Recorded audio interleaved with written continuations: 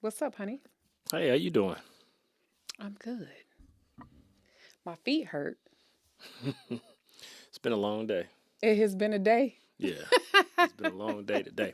But here we are. We don't usually record this late. Hey, we got to get done what we need to get done. Yeah, usually we're a little fresher, but I feel like this conversation is going to bring some life to the party. So I'm excited actually because I don't think we actually have let our listeners, know who one of our favorite teams is. You know what I'm Now, saying? now, now, look. If you are an Ohio State fan, don't disengage. My Don't unplug. condolences. My condolences to you. Stay with us. You know, it takes a village, but our village just happened to win. We're having a good week too. So, anyway, yes, we are clearly University of Michigan fans. Go Wolverines, go blue. Go blue. And we have just had okay, let's be clear.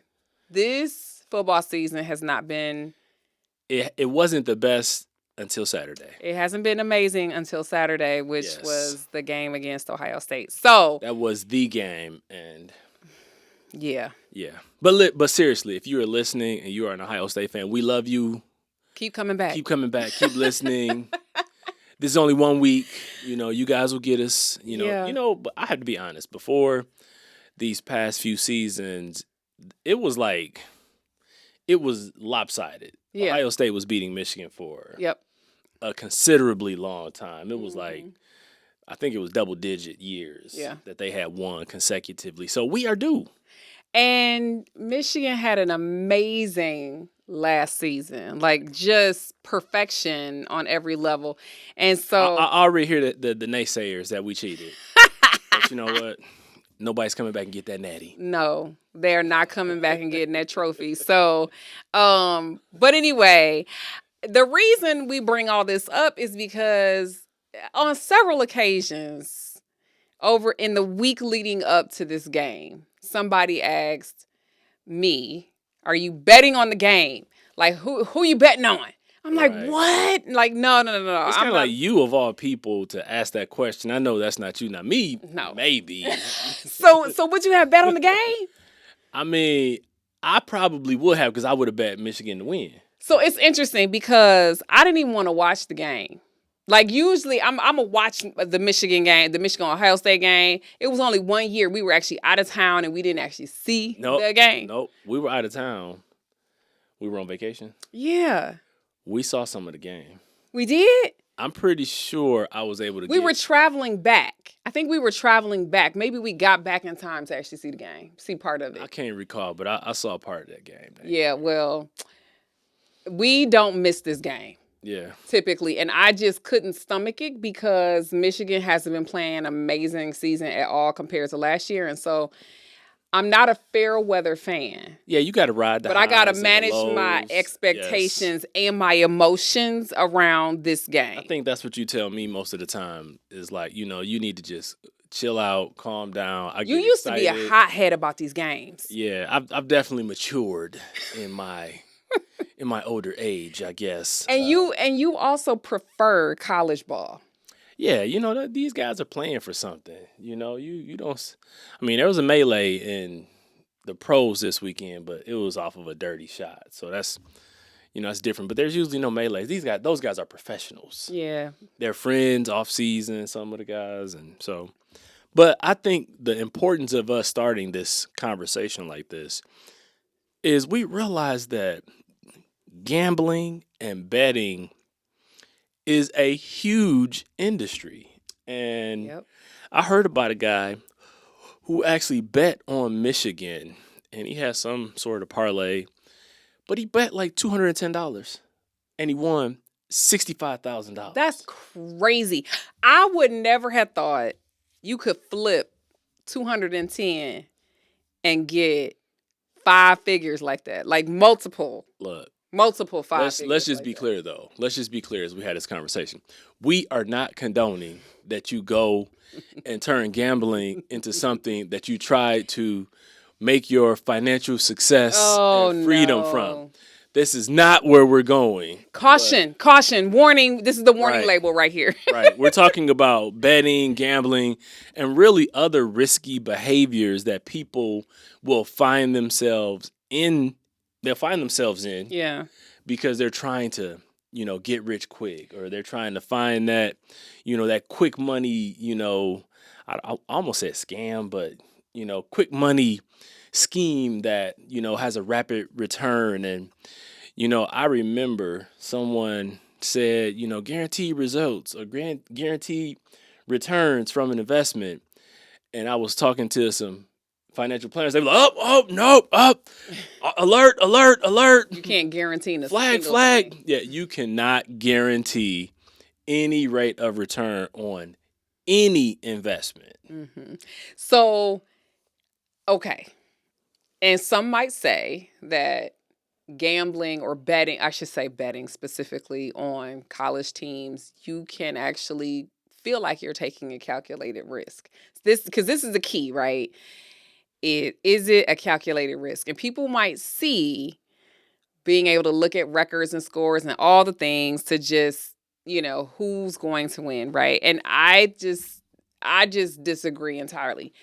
But 30% of college students actually choose college sports as their bet of choice, for instance. So that is the way that they, It's get crazy. into the game. And if you think about it, I just think it's risky. Just think about the path that you take. This is, if you will, a gateway drug, right?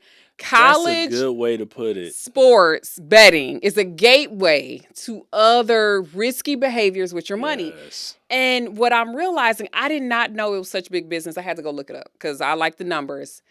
$48 billion is what the betting industry is worth. That's billion with a B. B. Boy, bravo. Billion. Billion. Like that is huge. And it is actually so much more available and accessible to a lot of people that it's turned into this.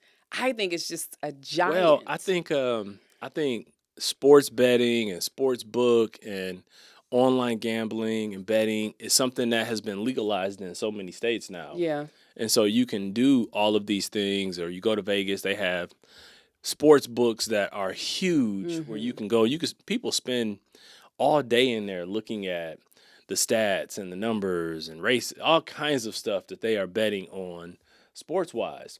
But I like how you said that it's a gateway, because if you start to, look for, I think it's a gateway because people are looking for ways to get rich quick. Yeah. Or they're looking for ways to hit it big.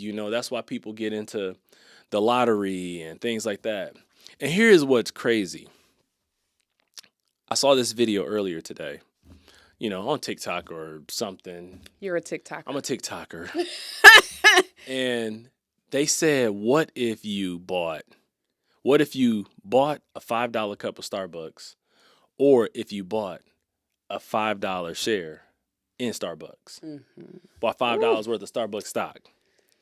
And they said 1 year, and they went from 1 year to 30 years, 30 or 35 years. And over 30 or 35 years, they'd spent approximately $51,000 on Starbucks. Good grief. 51,000. But you know how much the stock was worth over the 35 years? $327,000. See? Look 35 years, $5 a day. You're going to drink it up, or $5 a day. You're going to You're invest going to it. invest it. And the difference was 51,000 versus 327,000. That's insane. It is insane. Because as a gateway, people start looking for other ways to strike it rich or to get money fast.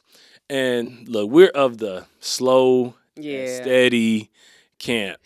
Wins the race. It's the classic tortoise and the hare, and we are both hares. I mean, we're both tortoises. Yes. Over here, just moving along at a steady pace, at a steady clip. And here's the thing. It's not sexy. It's not sexy. It is not interesting, fun, or exciting. Right. To go slow with your money and allow it to sit and marinate over time. It's not sexy. It's and a lot of the times people don't want to wait and be patient. We don't have the discipline much of the time to be patient and wait. Ooh, you know that. Go ahead. No, you go. You See, go. No, you go. We got excited there. We I both got excited for a know. second there. So we have to develop our discipline. That's all I want to say is Yes. that we need to find ways to develop the discipline to wait and see what it can grow to long term. Same brain.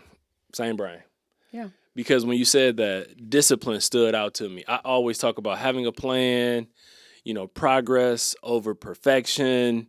I think that's still true, but discipline is something else. That's the difference maker, I believe, for people who have a high level of success versus people who have a low level of success. Yeah. Because if you don't have the discipline that when times are tough, times are hard, the market is down, you don't pull your money out, you stay the course, you keep investing, everything is on sale at that point, from a market perspective. So if you're investing in your 401k, you don't stop it when the market drops.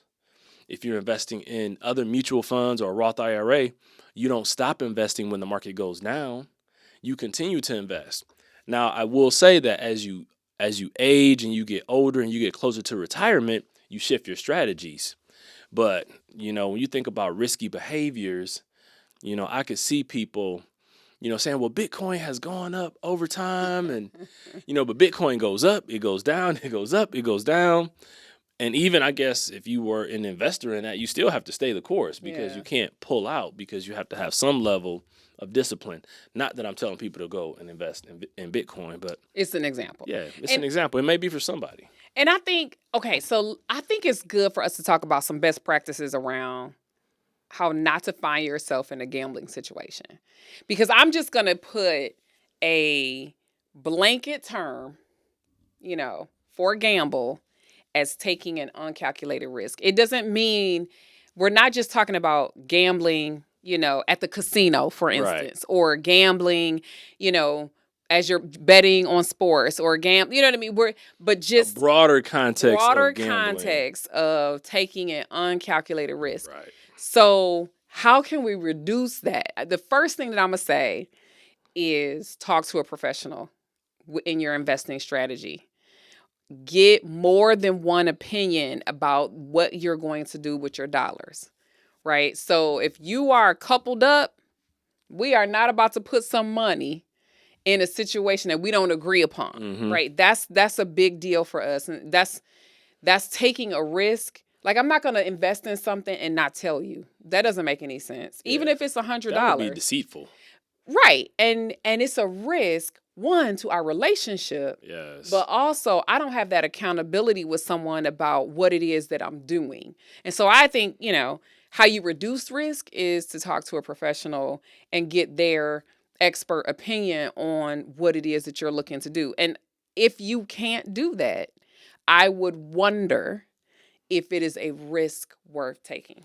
I love that you say that because talking to a professional and is it a risk worth taking? I love that because as you talk to professionals, you have to get through a few people until you find a person who's going to put it in terms and language that you understand, that you connect with that person, and you have a level of trust with them. And I found it interesting.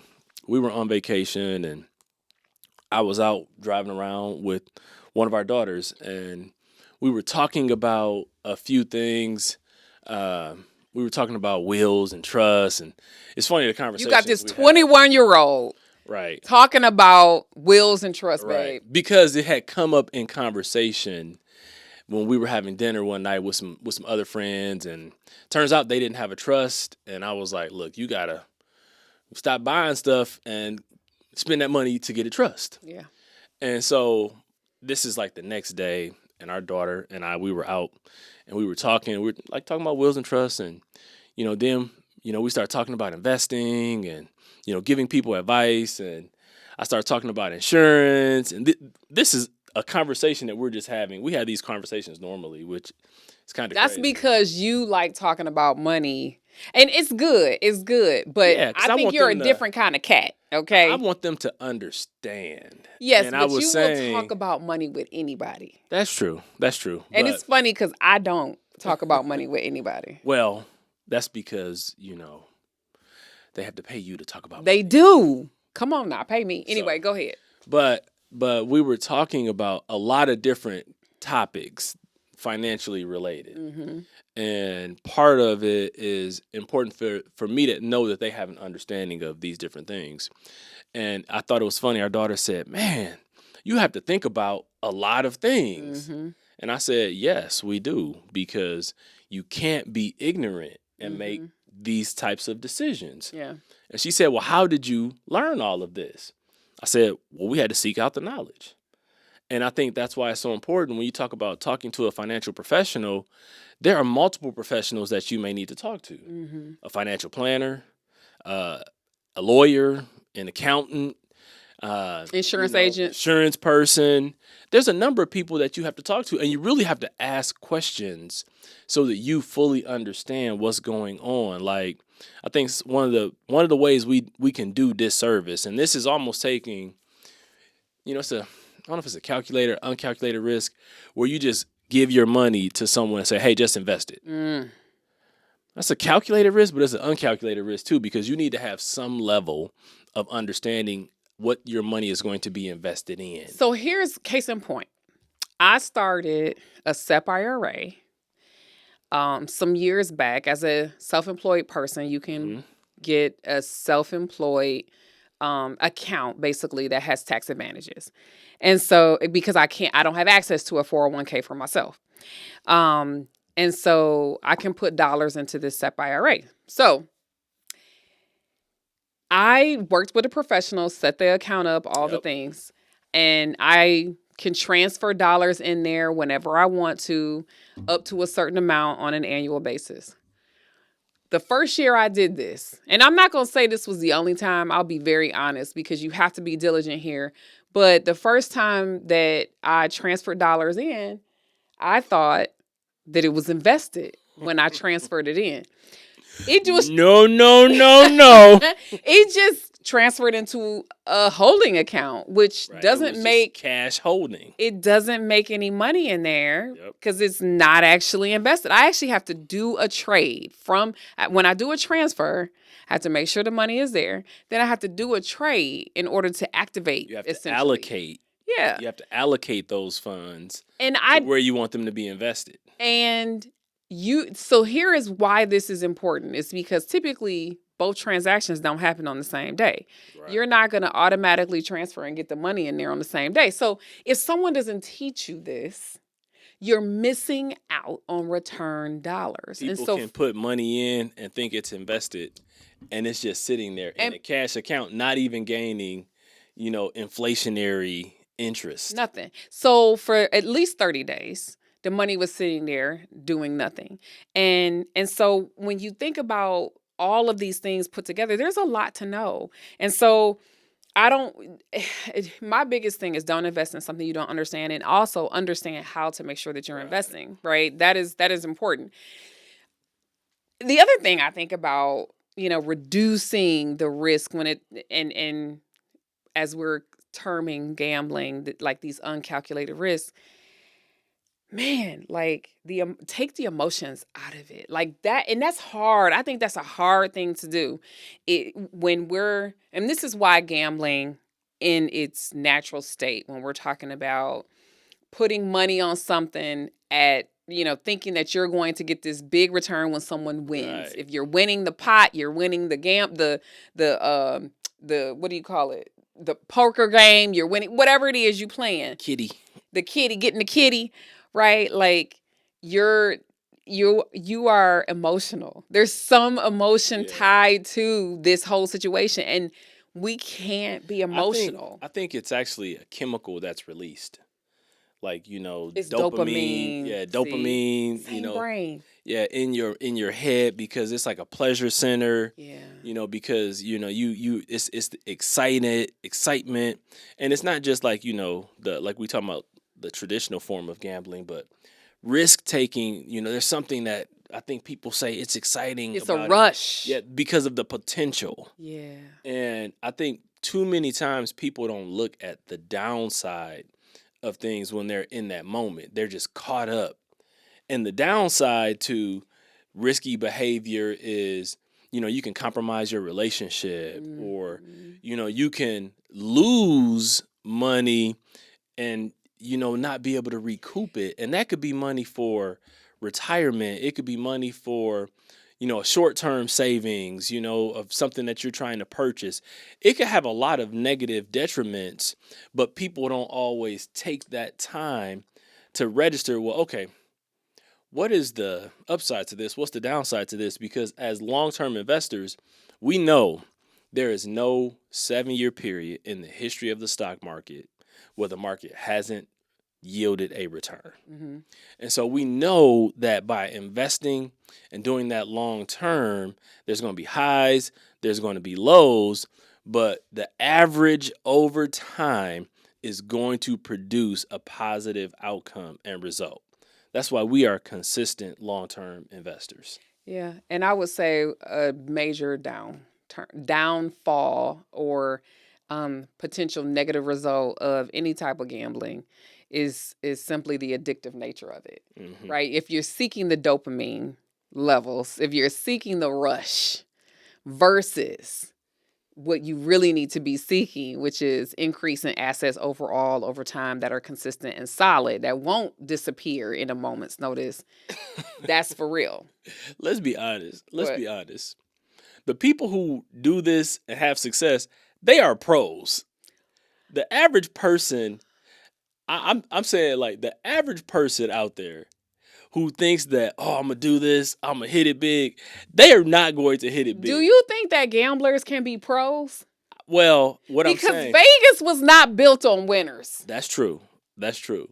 What I'm saying is that, like, people who want to try and short the market and, short stocks, there's a lot of analytics that go into Yeah, that. that's There's a true. lot that you have to You're right. know and understand in order to try and even successfully do that. I don't feel confident that I could, like, just try and, short the market. Mm-hmm. I'm gonna take this stock, I'm gonna short it, I'm gonna do these different Yeah, I don't know things. nothing about that. Right. And that's what I'm saying is, like, I know enough about it to be dangerous, but, like, you have to know a lot to try and take that gamble and that risk and make it pay off and yield a return or a dividend. So, So, have you ever taken a gamble? I mean, I'm sure I've taken a gamble or I've taken a risk. No. You So, know, have you ever gambled?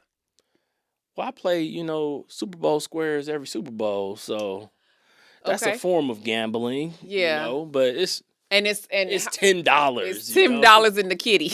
Right. When I go to Vegas, I have a limit, What's your limit? $20. So you Well, it used to be $20. Now it might be $100. so But have you actually gambled $100 in Vegas recently? no. Because after I get to like 40 or 60, I was like, you know what, this don't feel good. See? I don't Listen. like this. Listen. I don't like this feeling. So then Listen. you're chasing, trying to get your money back, and then you end up losing more. But I'm not a big risk taker in that way. Yeah. My first experience with a casino in particular was because when I lived in Michigan, I turned 19, so I was old enough to go to a casino, and I was all excited. Like this was the Mhm. thing. It was the thing. I'm going to gamble some money. And honestly, I don't actually think that I have. That's so funny that you thought that was the thing to do. Like, I'm gonna go gamble This some is what money. this is. I mean, honestly, when I turned 18, I was like, this is what I'm gonna do when I turn 19.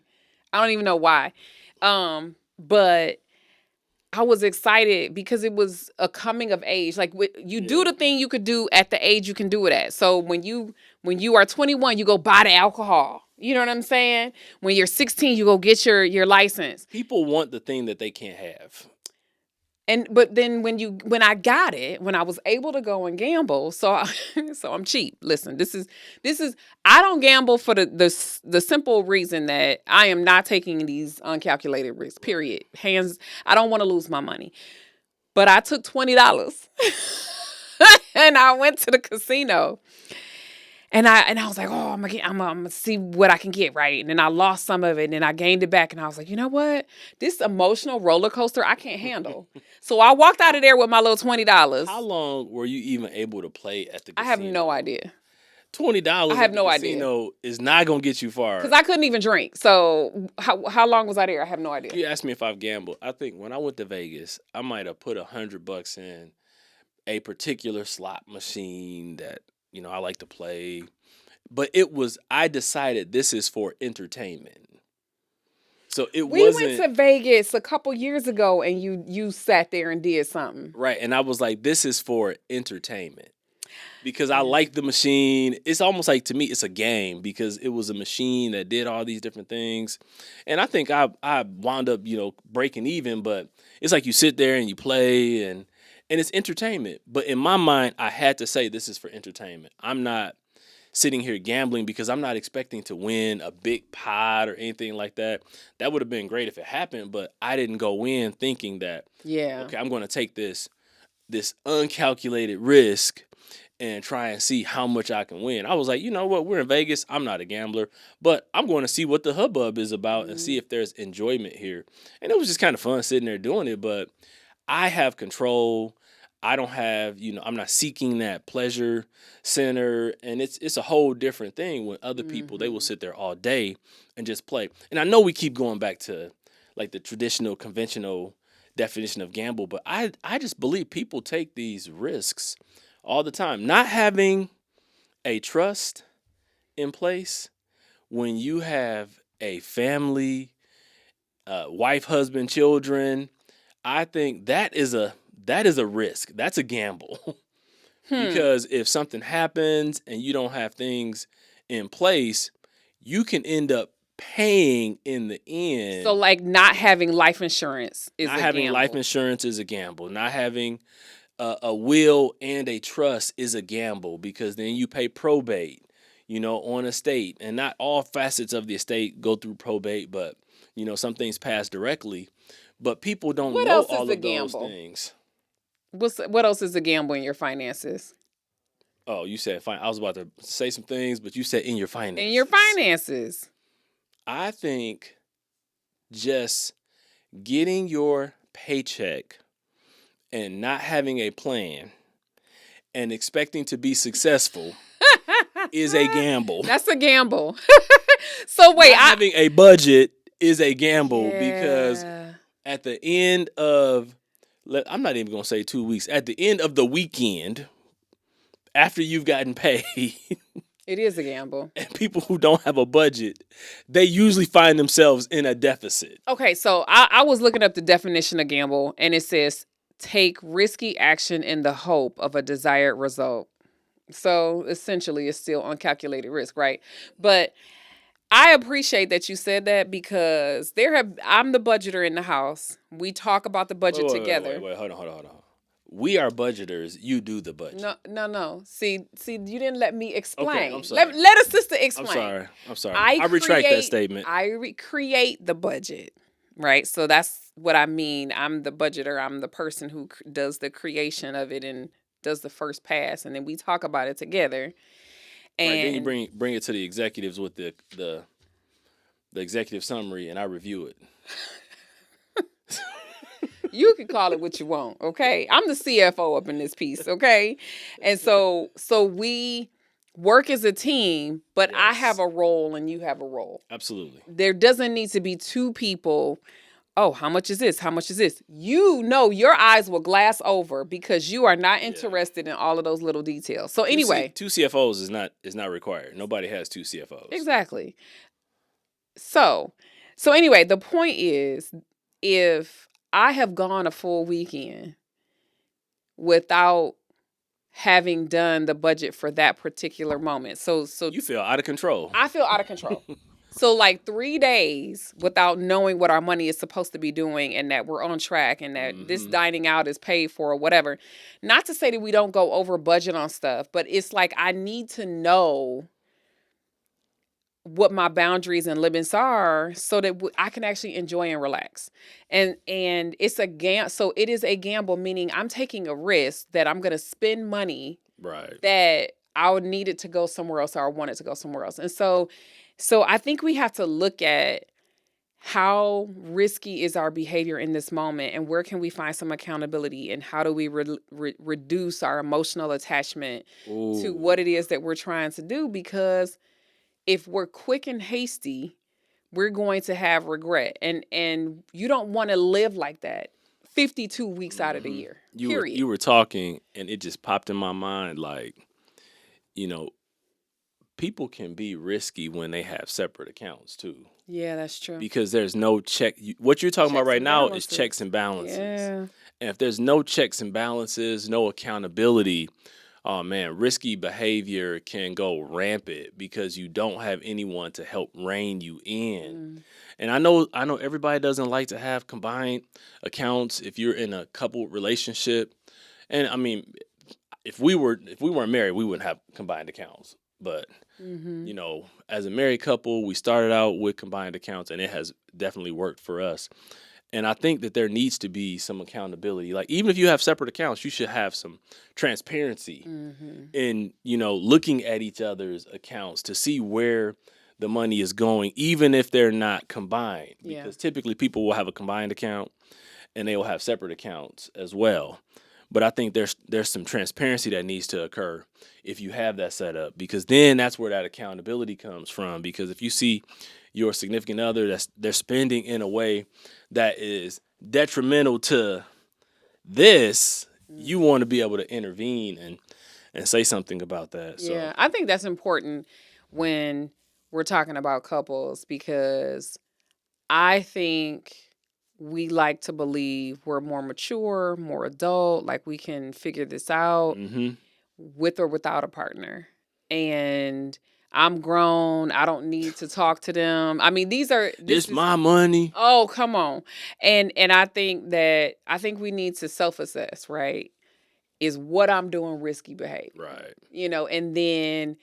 And if you want the good of your household to prevail, what are you willing to do? Right. So that is the truth. Make So good sacrifice. So, so so let's talk about. I mean, what would you say is your make it worth it?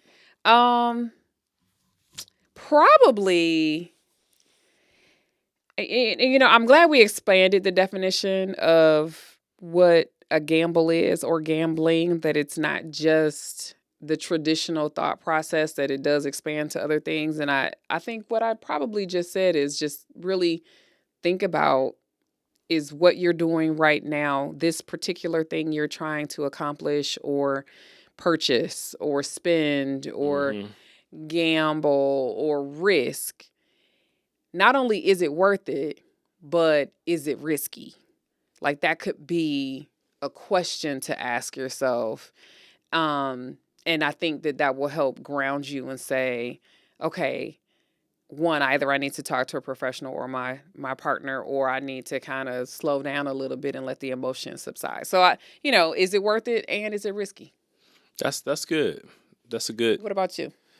Um, I say don't chase the quick win. Yeah. Because the quick win might seem like something that you can get right now, but you don't know like what you're gonna have to sacrifice to get there. And like with traditional gambling, you have to put something at risk Yeah. to get that back. And what are you willing to risk? And is it worth risking it? And Mm. so for me to make it worth it is don't chase these quick wins. Go out, seek knowledge, get understanding, and make some calculated moves. If you're going Yeah. to take a risk, take a calculated risk. Mm-hmm. Assess, beforehand, what are the pros and the cons, what are the upside, what's the downside, and then assess what level of risk you're willing to take. I'd rather people take risk with being more aggressive in their investment portfolio versus, I'm gonna take this 10,000 and I'm going to Vegas. Oh, come on I'm now. gonna flip it and I'm gonna make it 100,000. So here's the big deal. We already said at the very beginning of our conversation that we are not fans. We are not pushing gambling in any way. I think the big thing is to assess if there is a real problem anywhere, right? Yeah. If you're hiding things, if if you're not good at gambling. Or if debt has become a problem because of it. I think that's an important Ooh, we didn't note. even touch on that. No, we Like, didn't. But I think it's important for us to really, we would be remiss if we didn't talk about the fact that gambling can lead to other toxic behaviors like growing debt and things like that. Not to right. mention your relationship. So if there's a real problem, get help. Because Yeah. there's nothing wrong with that. I There's mean, nothing wrong with seeking help when yeah. you find yourself in risky area. Yeah. So, So, and figure out how to do less risky things. yes. So, Well, this was good. yeah, it was good. So I got a little energy, Yeah. even though we were tired. Well, look. I think once we press record, it's always a fun time. There we go. There we go. So hey, until next time, guys. We're out.